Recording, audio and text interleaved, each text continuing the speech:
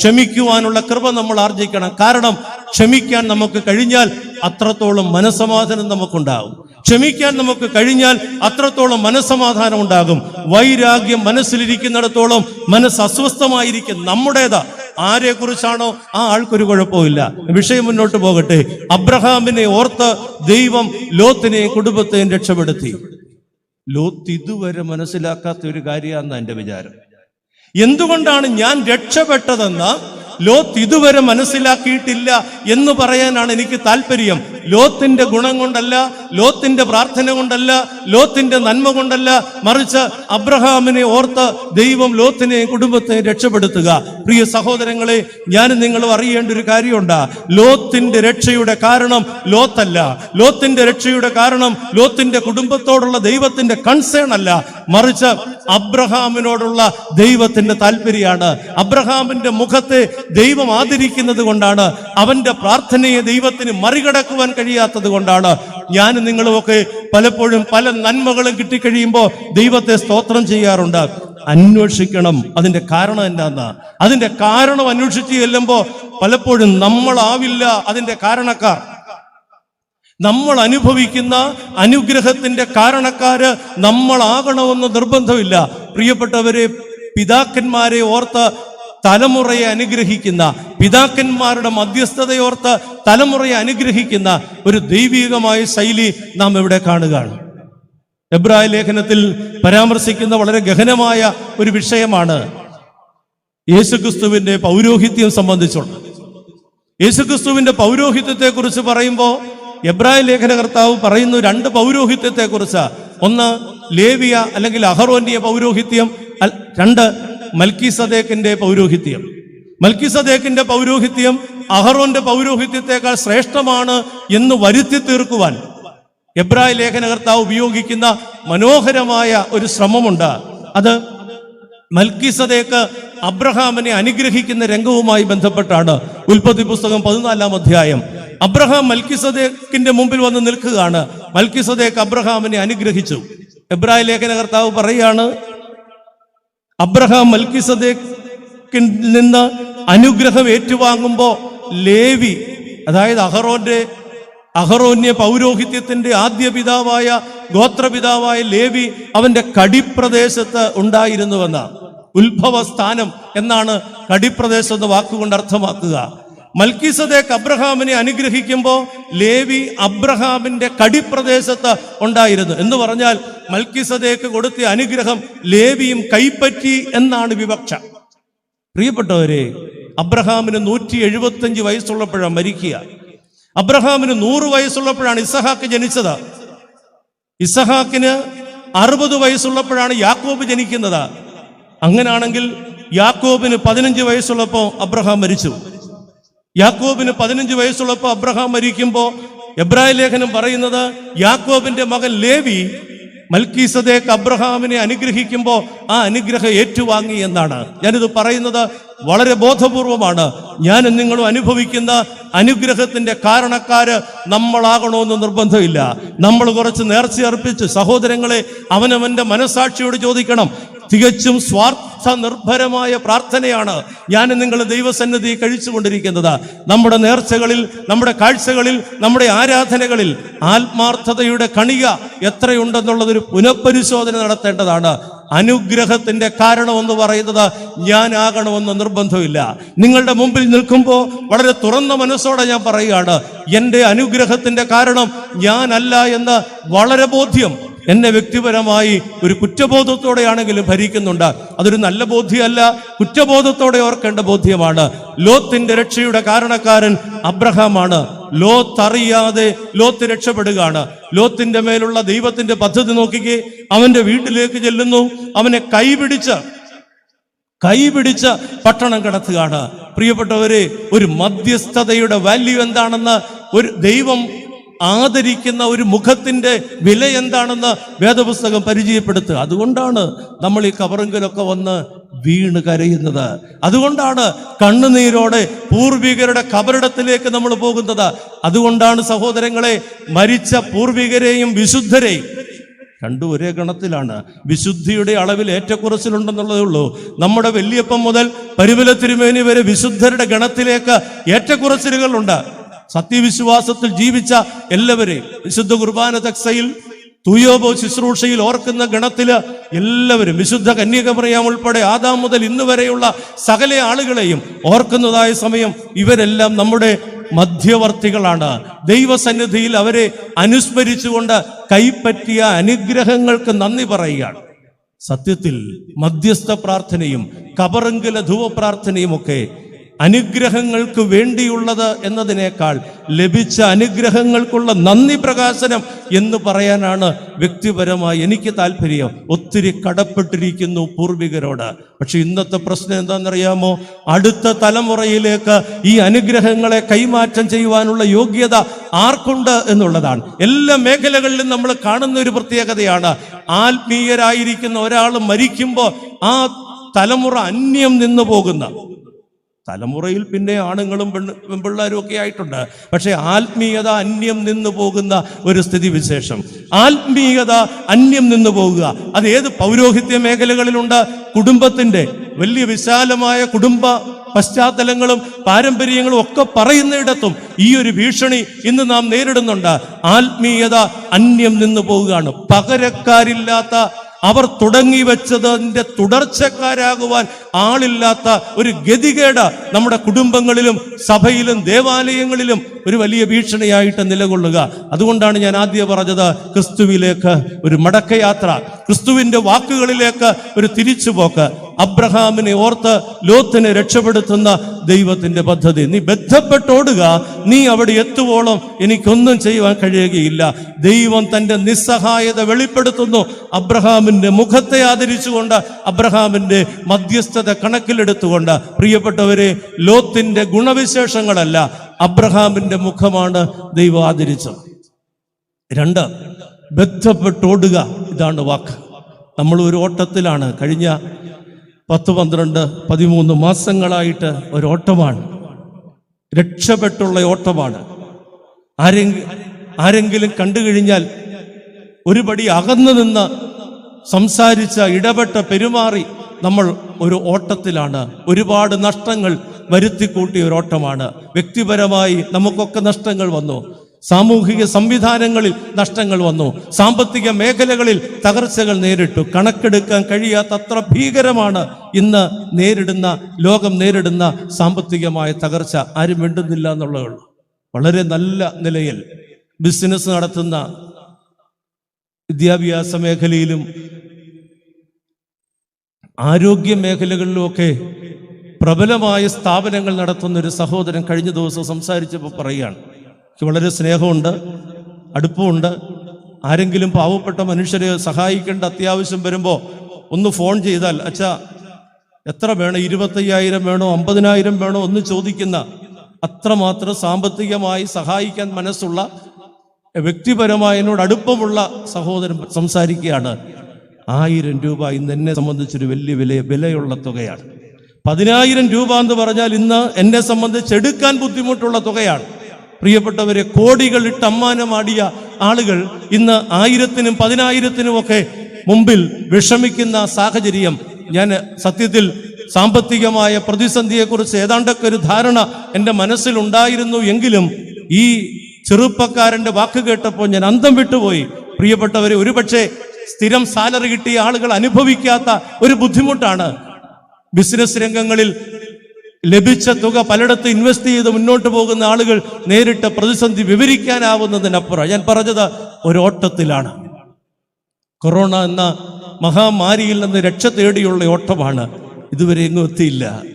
എന്നെത്തുമെന്നുള്ളതിനെ കുറിച്ച് യാതൊരു പ്രതീക്ഷയും ഇതുവരെ നമുക്ക് കൈമുതലായിട്ടില്ല. ലോത്തിനോട് പറയാണ്, നീ ഒന്നോട്. പ്രിയപ്പെട്ടവർ, ഈ ഓട്ടത്തിന്റെ പ്രത്യേകത, സോദോമിൽ നിന്നാണ് ഓട്ടം. ഈ ഓട്ടത്തിന്റെ ലക്ഷ്യം എന്ന് പറയുന്നത് ഒരേ ഒരു ലക്ഷ്യം തേടിയുള്ള യാത്രയാണ്. അതെന്താണ് എന്ന് ചോദിച്ചാൽ എനിക്ക് പറയാനുള്ളത്, ജീവൻ അത് തേടിയുള്ള യാത്രയാണ്. ജീവൻ തേടിയുള്ള ഓട്ടമാണ്. ഇന്നത്തെ നമ്മുടെ പശ്ചാത്തലത്തിൽ പറഞ്ഞാൽ ആരോഗ്യം നിലനിർത്തുവാനുള്ള ഓട്ടമാണ്. ജീവൻ തേടിയുള്ള ഓട്ടത്തിൽ, ആരോഗ്യം നിലനിർത്തുവാനുള്ള ഓട്ടത്തിൽ എന്താണ് നഷ്ടപ്പെടുക? ഇതുവരെ സമ്പാദിച്ചതെല്ലാം, ഇതുവരെ നേടിയതെല്ലാം, മറ്റുള്ളവരുടേതെന്ന നിലയിലായിരുന്നതൊക്കെ സ്വന്തമാക്കി സുഖത്തോടെ സന്തോഷത്തോടെ വിരാജിച്ചു കൊണ്ടിരുന്ന ലോത്ത് തനിക്കുള്ള എല്ലാ സമ്പാദ്യങ്ങളും ഇട്ടെറിഞ്ഞിട്ട് ഒരോട്ടമാണ്. തൻ്റെ കൈക്കലുള്ളതെല്ലാം ഇട്ടിട്ട് ജീവൻ തേടി, ആരോഗ്യം തേടി യാത്ര ചെയ്യുക. വളരെ ചിന്തോദ്ദീപകമായിരിക്കുന്ന ഒരു വിഷയം. ജീവൻ, ആരോഗ്യം, ഇതാണ് ലോത്തിന്റെ ലക്ഷ്യം. ഇത് രണ്ടും വെറുതെ കിട്ടിയതാ. ഇത് രണ്ടും വെറുതെ കിട്ടിയതാ. ജീവന് വേണ്ടി നമ്മളാരും വില കൊടുത്തിട്ടില്ല. ആരോഗ്യത്തിന് വേണ്ടി നമ്മളാരും തത്രപ്പെട്ടിട്ടില്ല. ഇപ്പോ 35-40 വയസ്സൊക്കെ കഴിയുമ്പോൾ 5 കിലോമീറ്റർ നടക്കുകയും ഡയറ്റ് കൺട്രോൾ ചെയ്യുകയൊക്കെ ചെയ്യുന്നത് രണ്ടാമത്തെ വശം. സ്വതവേ ജീവൻ, ആരോഗ്യം, ഇത് രണ്ടും അമൂല്യമായ ദാനങ്ങളാണ്. പക്ഷേ അത് വെറുതെ കിട്ടിയതാണ്. സഹോദരങ്ങളെ, വെറുതെ കിട്ടിയതിന്റെ വില എന്താണെന്ന് മനസ്സിലായത് കോവിഡ് വന്നപ്പോഴാണ്. ഇത്രയും വില ജീവനുണ്ടെന്ന്, ഇത്രയും വില ആരോഗ്യത്തിനുണ്ടെന്ന് നമ്മൾ തിരിച്ചറിഞ്ഞത് ഇന്ന് കോവിഡ് മൂലം ലോകത്തിനുണ്ടായിട്ടുള്ള നഷ്ടം കണക്ക് കൂട്ടുമ്പോഴാണ്. അത്രയും വില ഈ ജീവനും ആരോഗ്യത്തിനും ഉണ്ടെന്ന് ഞാൻ നിങ്ങൾ തിരിച്ചറിയുന്നത്. പ്രിയപ്പെട്ടവരെ, അല്ലെങ്കിലും ദൈവം വെറുതെ തന്നതിൻ്റെ ഒന്നും വില നമ്മൾ ഇതുവരെ മനസ്സിലാക്കിയിട്ടില്ല. മിനിഞ്ഞാന്ന് ഒരു ഭവനത്തിൽ ചെന്നപ്പോൾ അവിടെ ഒരു അപ്പച്ചനുമായിട്ട് അല്പം സംസാരിക്കാനിടയായി. ഒരു 75 വയസ്സോളം പ്രായമുള്ള പിതാവ്. അദ്ദേഹം ഏതാണ്ട് 35 ദിവസത്തോളം വെന്റിലേറ്ററിൽ കഴിഞ്ഞയാളാണ്. വെല്ലൂർ ഹോസ്പിറ്റലിൽ മരിച്ചു എന്ന് പറഞ്ഞ് എഴുതി തള്ളിയ ആളാണ്. രക്ഷപ്പെട്ടു. അദ്ദേഹം പറയുകയാണ്, അച്ഛാ, 10 ലക്ഷം രൂപയാണ് ഓക്സിജന് വേണ്ടി ഞാൻ ചെലവാക്കിയത്. എൻ്റെ ജീവൻ തിരിച്ചു കിട്ടുവാൻ, ഓക്സിജൻ ശ്വസിക്കുവാൻ വേണ്ടി മാത്രം ഞാൻ ചെലവാക്കിയത്. ആകെ ചെലവായ കോടികളുടെ കഥയൊക്കെ അവിടെ നിൽക്കട്ടെ.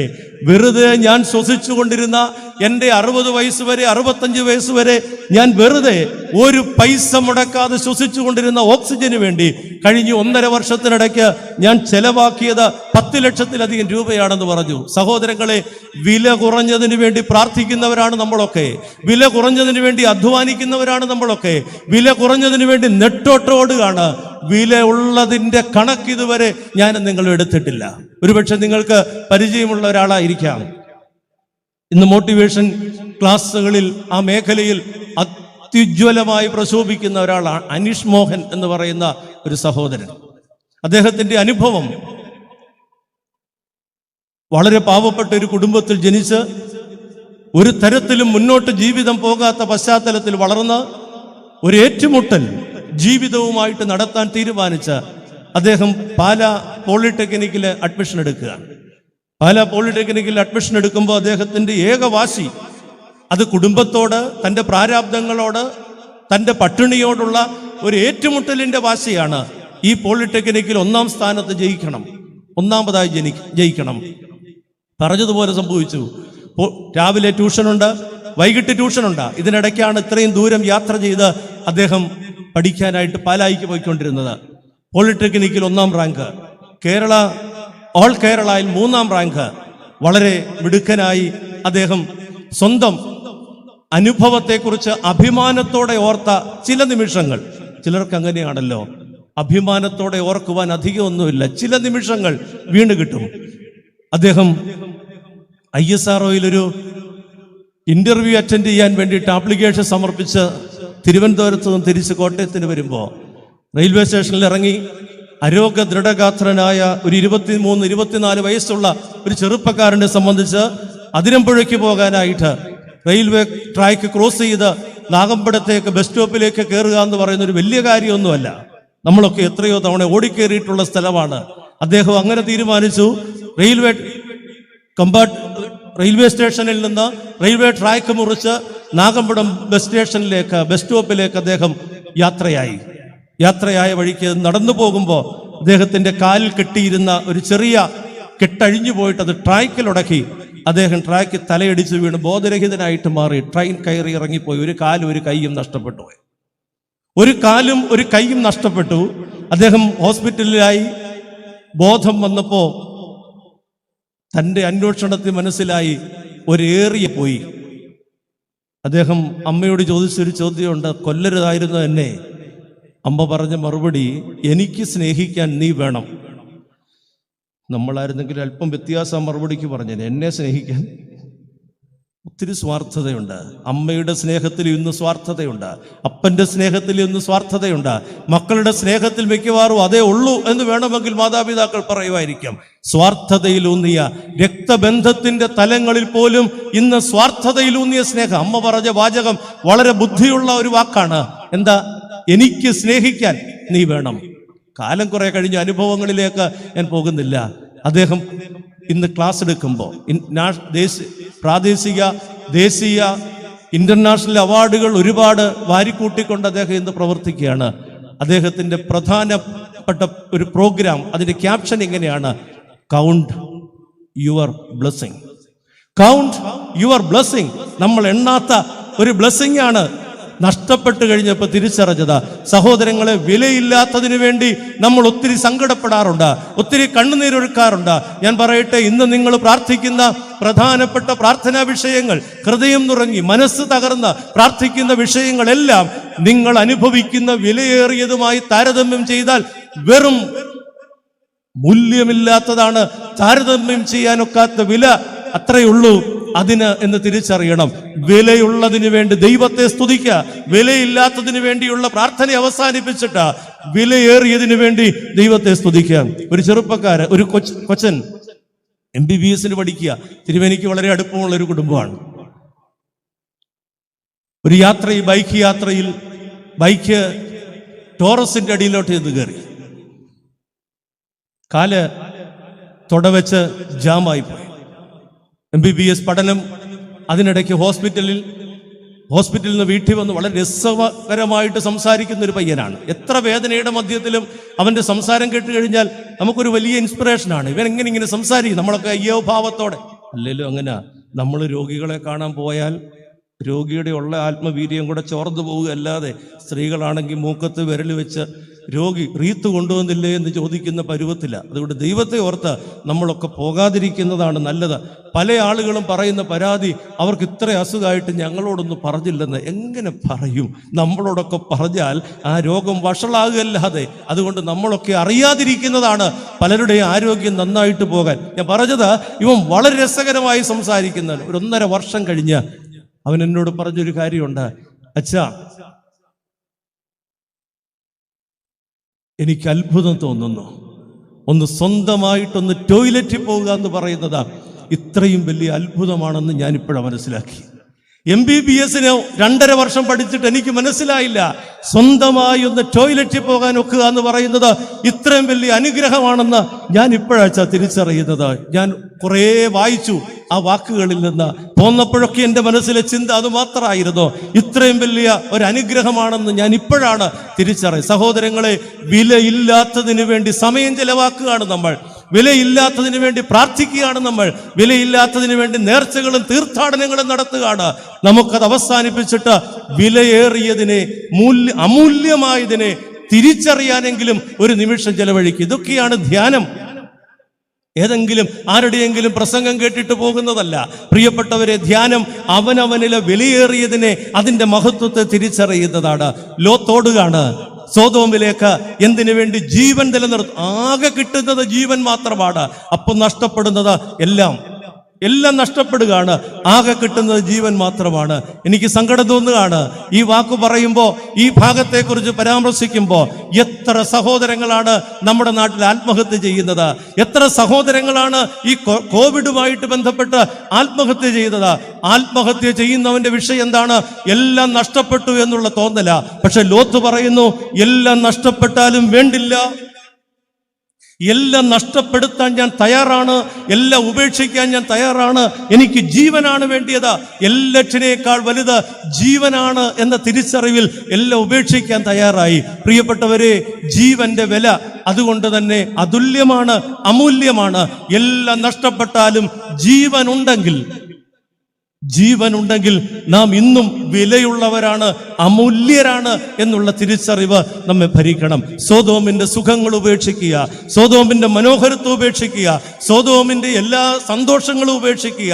ദുർനടപ്പിന്റെ മധ്യത്തിൽ സ്വന്തമായി ഒരു അനുഭൂതിയുള്ള ജീവിതം സൃഷ്ടിച്ചെടുത്ത് അതിൽ സംതൃപ്തിയോടെ കഴിഞ്ഞ ലോത്തും ഭാര്യയും 2 പെൺമക്കളാണ് ലോത്തിനുള്ളത്. അവർ 4 പേരും കൂടെ ഒരു ഓട്ടം ആരംഭിക്കുകയാണ്. ദൈവദൂതന്മാർ തിരക്കുകയാണ് അവർ ഓടി രക്ഷപ്പെടാൻ വേണ്ടി. സഹോദരങ്ങളെ, ഒരു ഓട്ടത്തിലാണ് ഇന്നു മുതൽ ഞാനും നിങ്ങളും. രക്ഷപ്പെടാൻ വേണ്ടിയുള്ള ഓട്ടമാണ്. 50 ദിവസം ചിലതൊക്കെ ഉപേക്ഷിച്ച്, ചിലതൊക്കെ വിട്ട്, ചിലതിനോടൊക്കെ യാത്ര പറഞ്ഞ്, സോതോമിൻ്റെതെന്ന് പറഞ്ഞ് കെട്ടിപ്പിടിച്ചുകൊണ്ടിരുന്ന ചില സുഖ അനുഭൂതികളോടൊക്കെ ഒന്ന് യാത്ര പറയുവാൻ നമുക്ക് കഴിഞ്ഞാൽ ആ യാത്ര നമുക്ക് സോതോമിന്റെ സംസ്കാരത്തിൽ നിന്നുള്ള രക്ഷപ്പെടലായിട്ട് മാറും. സോതോമിന്റെ സംസ്കാരത്തിൽ നിന്ന് രക്ഷപ്പെടണമെങ്കിൽ സോതോമിന്റെ സുഖം ഉപേക്ഷിക്കാൻ തയ്യാറാകും. ഇത് രണ്ടും ഒരേ അർത്ഥത്തിൽ ഉപേക്ഷിക്കപ്പെടേണ്ടതാണ്. സോതോമിന്റെ സുഖം ഉപേക്ഷിച്ചെങ്കിലേ സോതോമിന്റെ സംസ്കാരത്തിൽ നിന്ന് രക്ഷപ്പെടാനൊക്കെ ഉള്ളൂ. സോതോമിന്റെ സുഖം വേണം എന്നാണ് ഭാവമെങ്കിൽ സോതോമിന്റെ സംസ്കാരം കൂടെയുണ്ട്. സംസ്കാരം ദുർനടപ്പ്. ലോത്തൊരു ദുർനടപ്പുകാരനല്ല കേട്ടോ. ലോത്ത് അവിടെ താണ് വീണ് അവരോട് അപേക്ഷിക്കുന്നുണ്ട്, നിങ്ങൾ ദയവ് ചെയ്ത് എന്നെ ഉപദ്രവിക്കരുത്, എൻ്റെ വീട്ടിൽ വന്നിരിക്കുന്നവരെ ആക്രമിക്കരുത്. ലോത്തൊരു ദുർനടപ്പുകാരനായിട്ട് വേദപുസ്തകം പറയുന്നില്ല. പക്ഷേ പരിഗണിക്കപ്പെടാൻ മാത്രമുള്ള യോഗ്യത ലോത്തിനില്ല എന്നാണ് ഞാൻ മുമ്പേ പറഞ്ഞത്.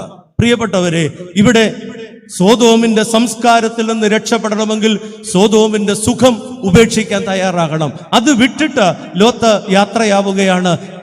ഒരു കുടുംബമായിട്ടൊരു യാത്ര. ഒരു കുടുംബത്തിന്റെ ജീവിതാനുഭവം ഇതാണ്. സോതോമിന്റെ സംസ്കാരത്തിൽ നിന്ന് ചിലതൊക്കെ ഉപേക്ഷിച്ചിട്ട് ആ സംസ്കാരത്തെ അതിജീവിക്കുവാനുള്ള, ആ സംസ്കാരത്തിന്റെ ദൈവദത്തമല്ലാത്ത പ്രവണതകളിൽ നിന്ന് രക്ഷപ്പെടാനുള്ള ഒരു തത്രപ്പാടിലാണ് ഞാനും നിങ്ങളും ഇന്ന് യാത്ര ചെയ്യുക.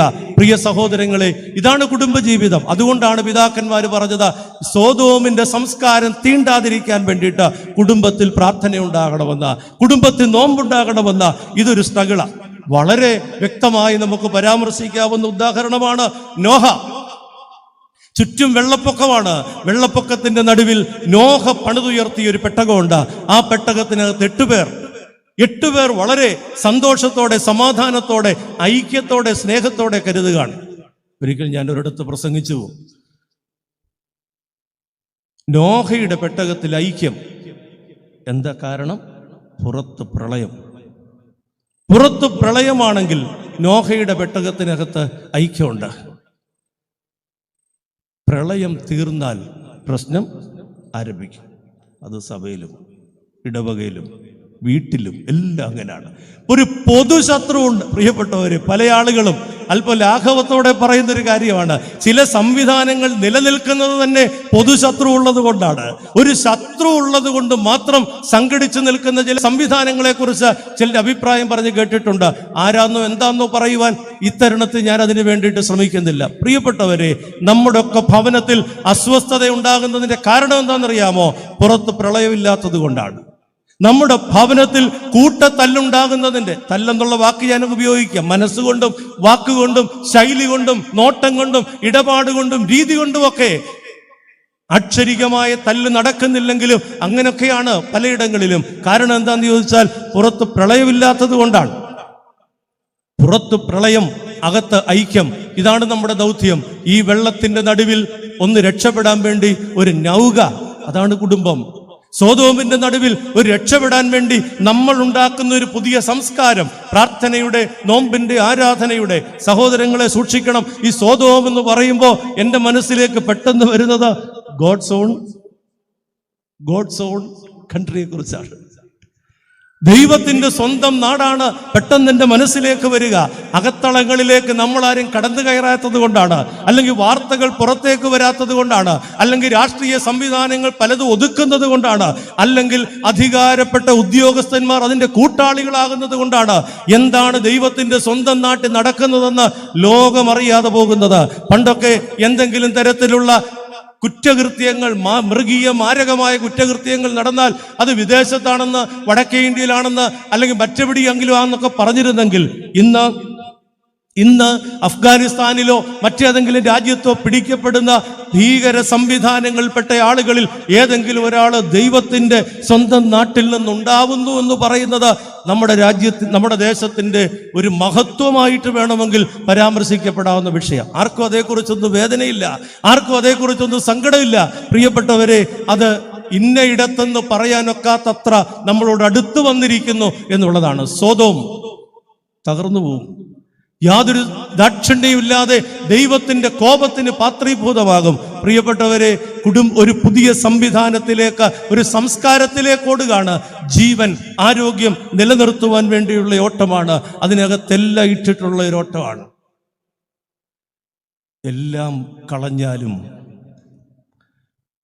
ജീവൻ കിട്ടുമെങ്കിൽ, ആരോഗ്യം കിട്ടുമെങ്കിൽ, അല്ല വേണ്ട, മനസ്സമാധാനം കിട്ടുമെങ്കിൽ. സക്കായി പറഞ്ഞില്ലേ, കൊടുക്കാൻ തയ്യാറാണ് പകുതി.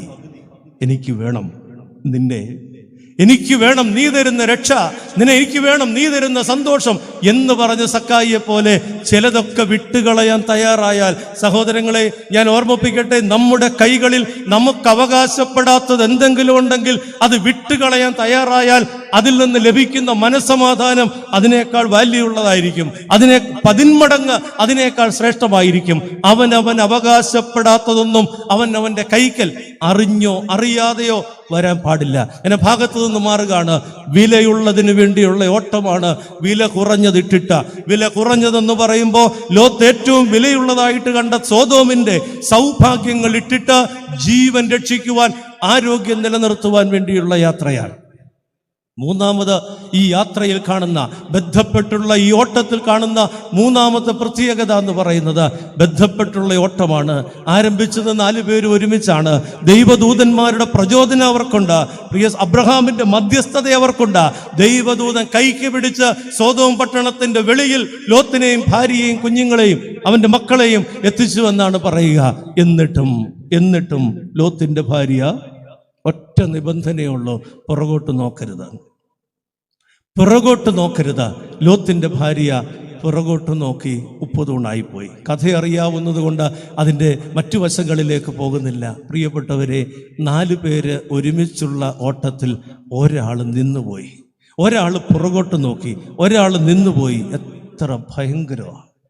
നമ്മൾ ഓർക്ക് 3 പേര് രക്ഷപ്പെട്ടല്ലോ എന്ന്. ഒരു കാര്യമില്ല. 4 പേർ ഓടുന്ന ഓട്ടത്തിൽ, അത് കുടുംബമാണെങ്കിലും ഇടവകയാണെങ്കിലും സഭയാണെങ്കിലും, പ്രിയപ്പെട്ടവരെ, ഒരാൾ പുറകോട്ട് നിന്നാൽ ആ ആള് മുഖാന്തരം ആ സമൂഹത്തിനുണ്ടാകുന്ന ദുരന്തം നമുക്ക് വിചാരിക്കുവാൻ കഴിയുന്നതിനപ്പുറമാണ്. 4 പേരുള്ള ഒരു ഓട്ടത്തിൽ ഒരാൾ നിന്നുപോയാൽ, പക്ഷെ ആ നിന്നുപോയ ആളെന്ന് പറയുന്നത് കുടുംബം കെട്ടിപ്പടുക്കുവാൻ അസാധ്യമായ ചുമതലകൾ ദൈവം വെച്ച് നീട്ടിയിട്ടുള്ള ആളാണ്. ഒരമ്മയുടെ അഥവാ ഒരു സ്ത്രീ എന്നുള്ള നിലയിൽ ഒരു കുടുംബത്തിന്റെ അടിത്തറയാകേണ്ട ആള് നിന്നുപോയപ്പോ ആ കുടുംബത്തിന് സംഭവിച്ച അപജയം എന്താണെന്നറിയാമോ?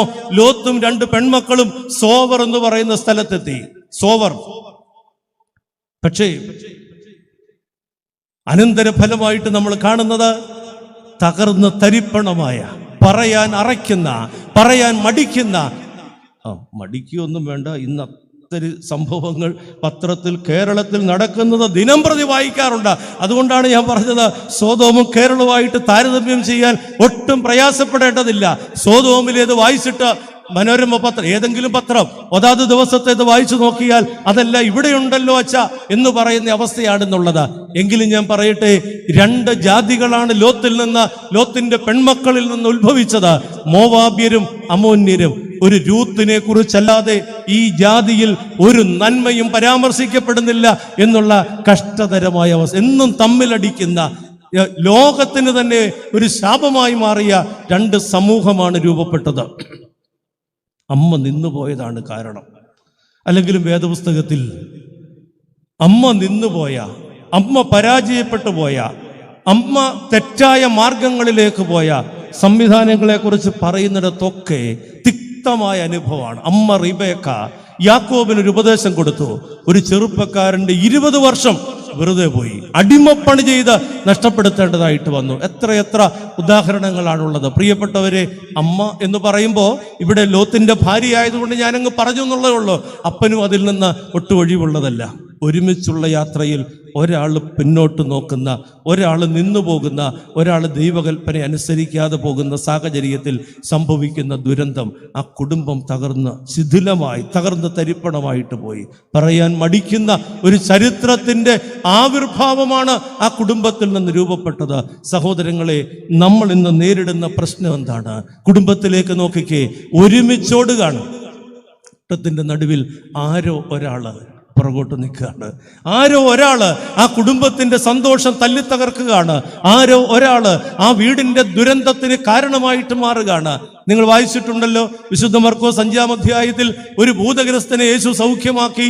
അവൻ സുബോധമുള്ളവനായി വസ്ത്രം ധരിച്ചവനായിട്ടൊക്കെ വന്നു കഴിഞ്ഞിട്ട് യേശുവിനോട് പറഞ്ഞു, യേശുവേ, ഞാൻ നിന്റെ കൂടെ പോരുകയാണ് സുവിശേഷ ദൗത്യത്തിനായി. യേശു പറഞ്ഞ മറുപടി എനിക്ക് വളരെ രസമുള്ളതായി തോന്നുന്നത് എങ്ങനെയാണ്? നീ പോടാ വീട്ടിലോട്ട്, നീ നിന്റെ വീട്ടിലോട്ട് ചെല്ല്. നിന്നെക്കുറിച്ച് നീ കാരണം ദുഃഖിച്ച് തളർന്നു കഴിയുന്ന ഒരു കുടുംബമുണ്ട്.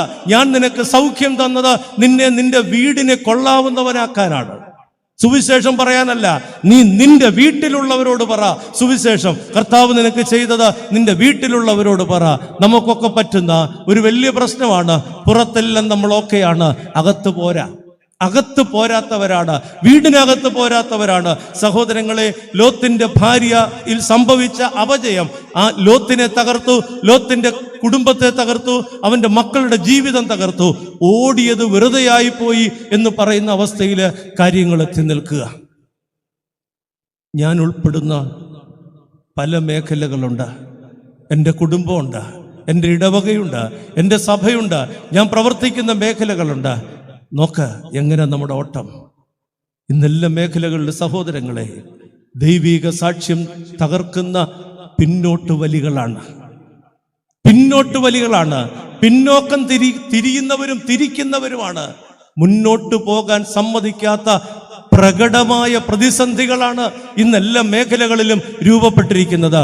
എല്ലാവരും പറയുമ്പോൾ അവനവൻ്റെതായ ആദർശങ്ങളുണ്ട്, അവനവൻ്റെതായ ആദർശങ്ങളിലെല്ലാം അവനവൻ്റെതായ താല്പര്യങ്ങളുണ്ട്. എല്ലാ ഇടങ്ങളിലും അവനവൻ്റെതായ വ്യക്തിപരമായ ഒരു പ്രകടനാത്മകതയുണ്ട്. ലോത്തിന്റെ ഭാര്യയ്ക്ക് ഒരുപാട് പറയാനുണ്ട്. ഇത്രയും നാളും ഞാൻ സേവിച്ച, ഞാൻ ശുശ്രൂഷിച്ച, ഞാൻ കൊണ്ടു നടന്ന ഒരു വീട്. സ്ത്രീകളുടെ ശവസംസ്കാര ശുശ്രൂഷയിൽ ഇങ്ങനൊരു ഗീതം ഉണ്ടാകും.